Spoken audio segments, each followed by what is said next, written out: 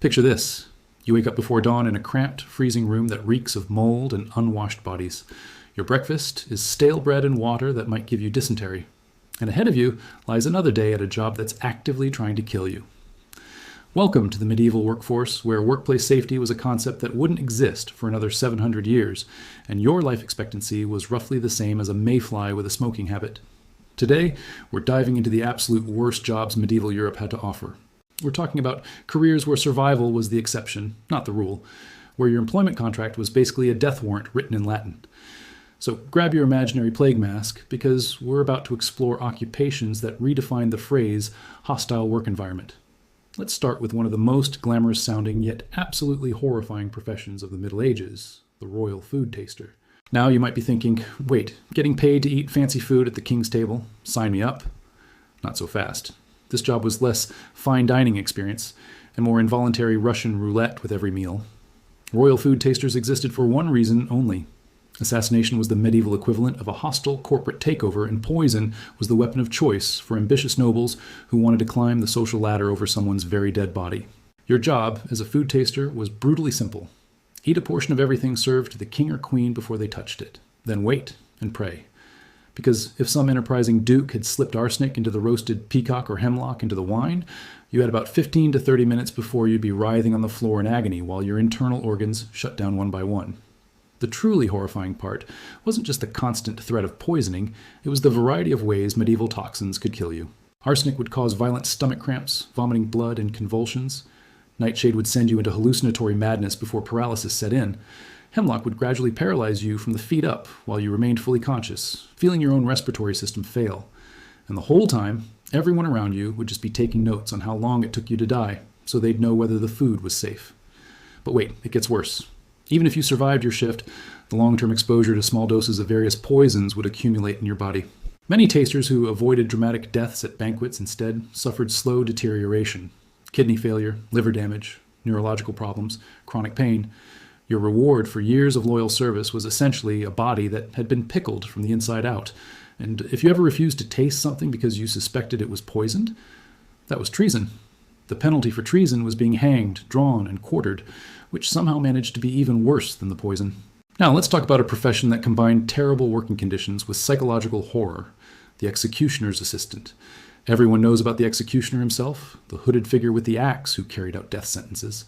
But someone had to help him, and that someone had a job that was somehow even more disturbing than the main event. As an executioner's assistant, your responsibilities were extensive and uniformly awful. First, you had to maintain the equipment. Sharpening axes, testing ropes, making sure the gallows were structurally sound. This meant hands-on experience with tools specifically designed to end human life. Then came the actual executions, where you drag the condemned to the scaffold, strap them down, and assist with the killing itself. For beheadings, you might have to hold the person still or position their head on the block. For hangings, you'd adjust the noose and sometimes pull on the legs to speed up strangulation if the drop didn't break the neck. The job destroyed you psychologically. You became a social pariah. Nobody wanted to associate with death's assistant. You couldn't enter taverns without clearing them out. Shopkeepers wouldn't serve you. Children were taught to cross the street when they saw you coming. You were contaminated by death itself, marked as unclean. Many assistants turned to alcohol to cope, which created a vicious cycle of poverty and desperation that made quitting impossible even as the job ate away at your sanity. And then there were the physical dangers. Executions didn't always go smoothly. Condemned prisoners would fight back, sometimes successfully.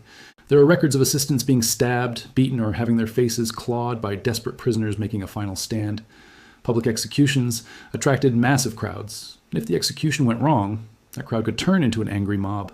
A botched beheading where the axe didn't cut clean through could result in the executioner and his assistant being torn apart by the very people who had come to watch the spectacle.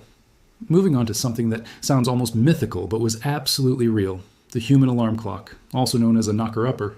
Before alarm clocks existed, someone had to wake up the workers who had to be at their jobs before dawn.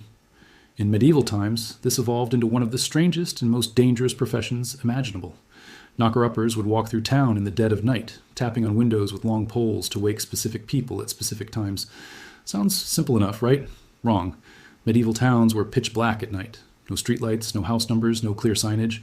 You had to memorize which window belonged to which client by feel and location, navigating narrow streets filled with human waste, dead animals, and whatever else people had thrown out their windows during the day. One wrong step and you'd be ankle-deep in a cesspit or worse.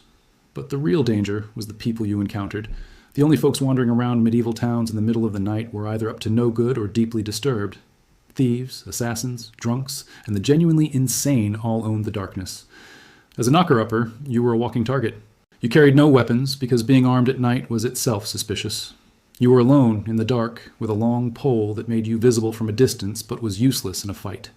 Attacks were common: robberies, stabbings, beatings. Your job required you to be in the most dangerous places at the most dangerous times with no protection whatsoever.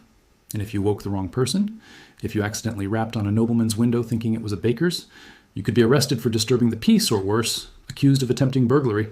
The punishment for disturbing a noble's sleep could range from public whipping to having your hand cut off, depending on how annoyed they were and how vindictive they felt that morning. Let's shift gears to talk about fullers, the people who processed wool cloth. This sounds boring and safe, right? Just washing fabric? Oh, how wrong you'd be. Fulling was the process of cleaning and thickening wool cloth by beating it and washing it repeatedly. The secret ingredient that made this process work? Urine. Specifically, human urine, which was collected in large barrels placed throughout the town for public use. As a fuller, you spent your entire day standing in giant wooden tubs filled with cloth soaking in stale urine, stomping on the fabric to work the ammonia through the fibers. The smell was indescribable. Imagine the worst public bathroom you've ever encountered. Multiply it by 1,000, and then add in the sour stench of decomposing uric acid. That was your office, every day, all day. The ammonia fumes would burn your eyes, sear your throat, and damage your lungs with every breath. The chemical exposure had serious long-term effects. Fullers developed chronic respiratory problems, skin conditions where their legs were constantly raw and infected from standing in the caustic liquid, and many went blind from the ammonia vapor. The work was so toxic that fullers had noticeably shorter lifespans than other craftsmen. But you couldn't just quit, because this was one of the essential industries of medieval Europe. Wool was currency, power, wealth. Somebody had to process it, and that somebody was you, slowly being poisoned by piss. The physical dangers extended beyond chemical exposure. The heavy wooden beaters used to pound the cloth could crush fingers and hands. The slippery tubs meant falls were common, and falling face first into a vat of urine-soaked wool could drown you in the most humiliating way possible. There are records of fullers being found dead in their own tubs, whether from falls, heart attacks brought on by the fumes, or simply giving up and letting the ammonia take them. Now we come to one of the most dangerous jobs in medieval mining, the fire setter. Before explosives were widely used, miners had a technique for breaking through hard rock that was as brilliant as it was deadly. They'd build enormous fires against the rock face, heat it until it was glowing hot, then douse it with cold water. The rapid temperature change would fracture the stone. As a fire setter, you were the poor soul who had to manage this process deep underground. The immediate danger was obvious. You're working with massive fires in confined spaces with limited oxygen. Carbon monoxide poisoning was virtually guaranteed. The smoke was so thick you couldn't see your hand in front of your face. Your lungs would fill with soot and ash with every breath. Many fire setters simply collapsed from oxygen deprivation, passing out next to the fires they'd set and never waking up. Their bodies would be found days later, usually discovered by the smell. But even if you survived the initial fire, you then had to throw the water. The moment cold water hit superheated rock, the stone would explode in every direction, sending razor-sharp fragments flying through the smoke-filled tunnel.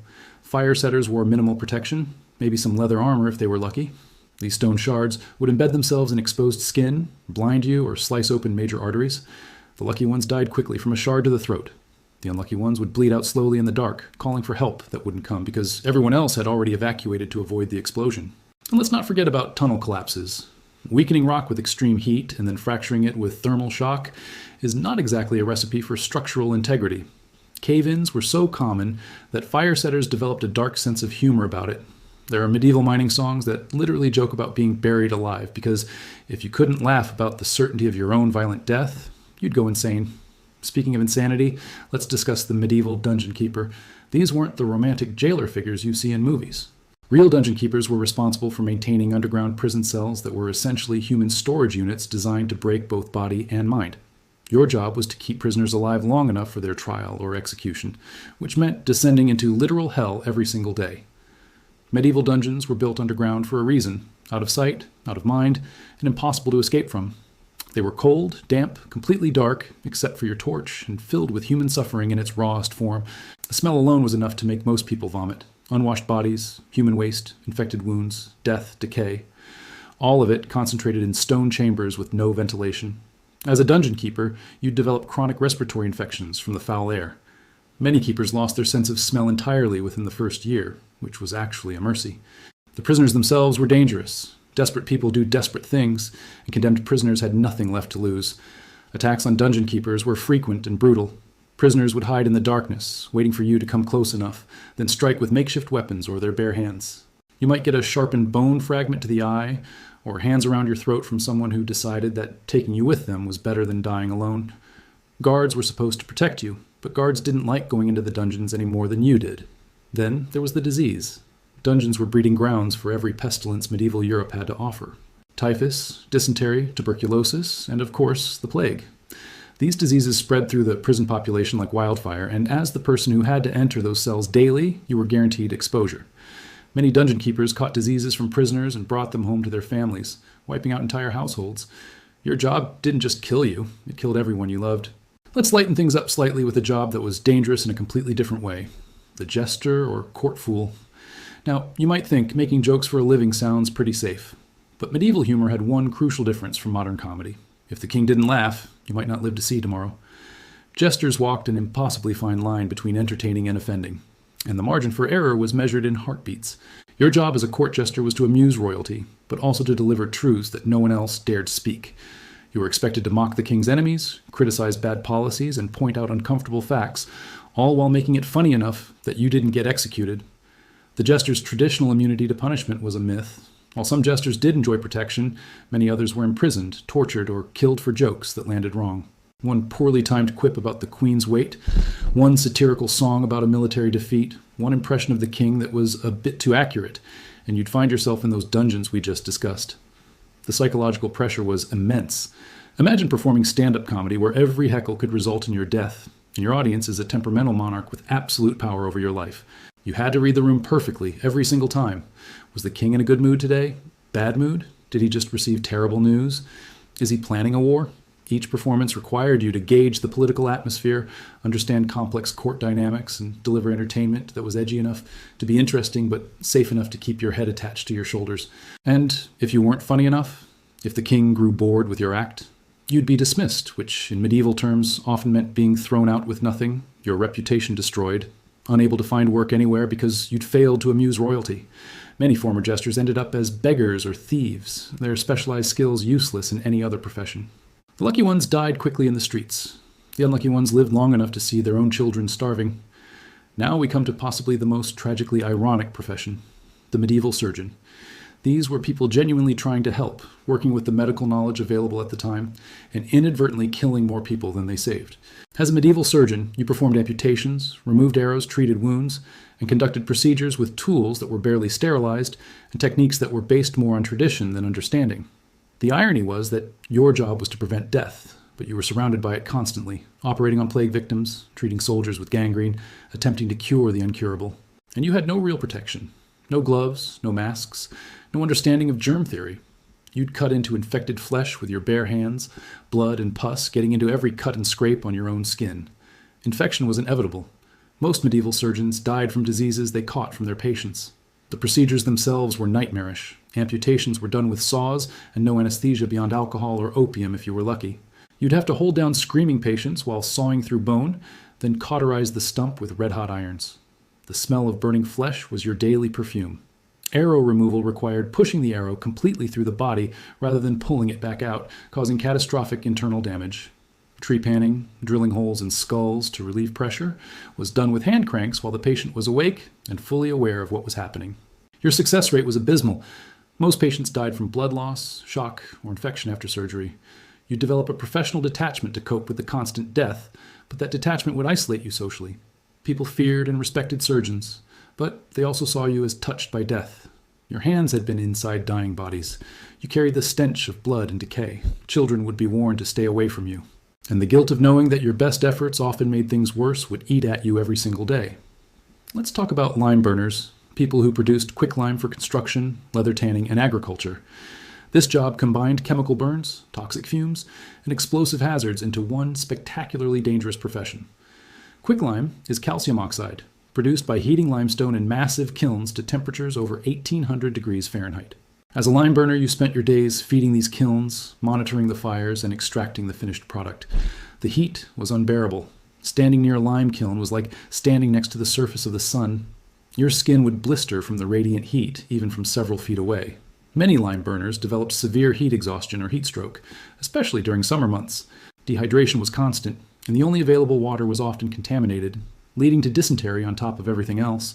You'd lose weight rapidly, your body consuming itself trying to cope with the extreme temperatures. But the real danger was the quicklime itself. When quicklime contacts water, including the moisture in your skin, eyes, or lungs, it creates an exothermic reaction, meaning it generates heat while causing chemical burns. Get quicklime dust in your eyes, and the moisture in your eyeballs would literally boil. The pain was described as having hot coals pressed directly onto your corneas. Permanent blindness was common among lime burners. Breathing quicklime dust would sear your lungs, causing scarring that would gradually reduce your breathing capacity until you suffocated.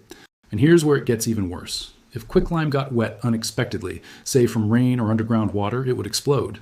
The rapid reaction would send scalding steam and caustic lime in all directions. Entire kilns could rupture, burying workers in tons of burning material. There are medieval records of lime burners being found fused to their kilns, their bodies burned beyond recognition and partially absorbed into the very lime they were producing. Now for a job that sounds almost peaceful until you learn the details. The illuminator, or manuscript painter. These were the artists who decorated medieval manuscripts with those beautiful illustrated letters and margins. Seems safe, right? You're just sitting at a desk painting pretty pictures. The devil, as always, was in the details. Specifically in the paint. Medieval pigments were made from some of the most toxic substances known to humanity. To get that brilliant red, ground cinnabar, which is mercury sulfide. The vibrant greens, arsenic compounds. That rich yellow, lead tin oxide, bright white, lead carbonate. The most beautiful colors were also the most deadly, and you worked with them every single day. The pigments were ground into fine powders, creating dust that you'd inhale constantly. Then they were mixed with binding agents, often egg whites or animal glue, and applied with fine brushes. The absorption happened through multiple routes, breathing the dust, getting it on your skin, putting brushes in your mouth to fine-tune the tip, which was a common technique. The result was slow, accumulating poisoning that would manifest in horrifying ways. Lead poisoning caused cognitive decline, memory loss, and personality changes. Mercury poisoning led to tremors, madness, and hallucinations. Arsenic caused skin lesions, peripheral nerve damage, and organ failure. Many illuminators developed what was called painter's colic, excruciating abdominal pain from lead accumulation. The tragedy was that the most skilled illuminators, the ones who created the most beautiful work, were exposed to the highest concentrations of toxic pigments. They'd spend hours perfecting tiny details, breathing clouds of poison, their hands covered in toxic paint. And as their skills increased, so did their exposure. The greatest medieval manuscripts we have today were literally painted with the blood, and eventually the lives of the artists who created them. Many illuminators went mad before they died, their final works showing increasingly erratic and disturbed imagery as their brains were consumed by heavy metal poisoning. Let's discuss bridge construction workers, specifically those building stone bridges over major rivers. Medieval engineering was impressive, but the techniques used to build bridges were suicidal. To construct bridge foundations in a river, workers had to build cofferdams, temporary enclosures that would be pumped dry so they could dig down to bedrock. As a bridge worker, you'd be lowered into these cofferdams to excavate soil and place foundation stones. The cofferdams leaked constantly. You'd be working in knee-deep water even after pumping, in near total darkness, with the wooden walls groaning from water pressure. Collapses were frequent and catastrophic. When a cofferdam failed, the river would rush in with enough force to pin you against the rocks you'd just placed. Drowning was the best-case scenario. Worse was being trapped in a collapsed cofferdam with water slowly rising, taking hours to die in pitch blackness while your co-workers tried desperately to dig you out. Even when the cofferdams held, the work was brutal. Moving massive stones underwater while wearing heavy medieval clothing was exhausting. Hypothermia was guaranteed if you worked in cold water for more than a few hours. Many workers developed chronic joint problems from the constant cold and wet. Stones would slip during placement, crushing fingers, hands, or entire limbs. And because you were working below water level, any injury that caused significant bleeding would attract fish and other aquatic creatures. There are records of workers losing toes to pike while trapped in cofferdams. The height was another killer. As the bridge grew, workers had to operate from scaffolding suspended over the river. A fall from bridge height into water was often fatal. Water doesn't compress, so hitting it from 50 feet up was like hitting concrete. And if you survived the fall, the current would sweep you downstream before anyone could mount a rescue. Many bridge workers couldn't even swim because learning to swim when you might fall into water regularly was seen as admitting defeat. Our penultimate horror, the medieval tanner. Tanning leather required transforming raw animal hides into usable material through a process so disgusting and dangerous that tanneries were legally required to be located outside city walls because of the smell alone. As a tanner, you worked with death every single day, and that death was actively trying to take you with it. The first step was removing hair and fat from fresh hides using liming, which meant soaking the skins in pits filled with quicklime and water. Remember our earlier discussion of quicklime? Now imagine working with it in solution, reaching into it with your bare arms to move heavy, slippery hides around. The lye would eat through your skin, causing deep chemical burns that would never fully heal. Tanners' hands were recognizable by their permanently scarred, partially dissolved appearance. After limbing came the truly horrific part, baiting. This involved soaking the hides in solutions of animal feces and urine to soften them further. You'd work in pits literally full of shit, the fumes so overwhelming that tanners developed chronic nausea and respiratory damage. The bacteria in the fecal matter would cause constant infections in any open wound, and with your hands already destroyed by lye, you had plenty of open wounds. Tanners had the highest rate of sepsis of any medieval profession. Then came the actual tanning, using solutions made from oak bark or brain matter from the animals whose skins you were processing. Standing in these pits for hours, moving the heavy hides, breathing the fumes, feeling the solution soak through your clothes and into your skin. The combination of chemical exposure, bacterial infection, and physical exhaustion meant tanners rarely lived past 40, and society treated them as untouchables, refusing to associate with people who smelled perpetually of decay and chemicals. Finally, we arrive at what might be the worst job of all, the gong farmer, also known as the night soil collector. This is a fancy medieval term for the person who cleaned out cesspits and sewers. If you thought modern sewage work was bad, medieval gong farming was that multiplied by a factor of absolute nightmare fuel. Medieval cities had no real sewage systems. Waste accumulated in cesspits under buildings, sometimes for years, creating a toxic soup of human excrement, rotting food, dead animals, and chemical runoff. As a gong farmer, your job was to enter these pits, usually at night to avoid offending the public, and physically remove the waste by hand. You'd climb down into pits 10 or 15 feet deep, filled with semi-solid waste, and shovel it into buckets to be hauled out and sold as fertilizer. The danger started before you even entered the pit. The methane and hydrogen sulfide gases produced by decomposing waste could kill you instantly. Gong farmers would lower a candle into the pit first. If the candle went out, the air was toxic. But sometimes you didn't have a choice. Sometimes you had to go in anyway because the pit was overflowing and the building owner was threatening legal action. So down you'd go into poison air, hoping you'd last long enough to finish the job. Many gong farmers were simply overcome by fumes and collapsed into the waste. Drowning in human sewage is a death so horrible it defies description, but it happened regularly. Your colleagues would try to pull you out, but they'd be working in toxic air themselves, growing dizzy and weak. Recovery operations often resulted in multiple deaths, as rescuers succumbed to the same fumes. And if the gases didn't kill you, the diseases would. Every pathogen that had passed through human bodies in that neighborhood was concentrated in that pit. Cholera, dysentery, typhoid fever, parasites of every description. Gong farmers had the shortest life expectancy of any medieval profession. Most didn't survive 5 years on the job. The work destroyed your immune system, leaving you vulnerable to every illness. Many gong farmers were found dead in the streets, their bodies so ravaged by disease that they were unrecognizable. The social stigma was absolute. Gong farmers were considered so unclean that they were often prohibited from entering churches, denied burial in consecrated ground, and forbidden from touching other people. Their children were outcasts from birth. The money was surprisingly good because literally no one else would do it, but that money couldn't buy you a longer life or social acceptance. You were trapped in a profession that would definitely kill you, knowing that you'd die alone, unmourned, and possibly unburied. So there you have it, 20 minutes of the most horrible jobs medieval Europe had to offer. Jobs that combined physical danger, chemical exposure, disease, social ostracism, and psychological trauma in ways that modern workplaces couldn't imagine. These people kept medieval society functioning, and in return, they got slow death, poverty, and contempt. The next time you complain about your job, remember, at least you're not standing waist deep in a cesspit inhaling methane while slowly dying of cholera. Medieval workers didn't have OSHA, workers' compensation, or any hope of a long life. They just had determination, desperation, and an acceptance of suffering that we can barely comprehend today. If you made it through this entire video, congratulations on your strong stomach. Don't forget to like, subscribe, and be grateful you were born in an era with labor laws and basic human rights. Until next time, stay safe out there, and remember, things could always be worse. You could be a medieval gong farmer.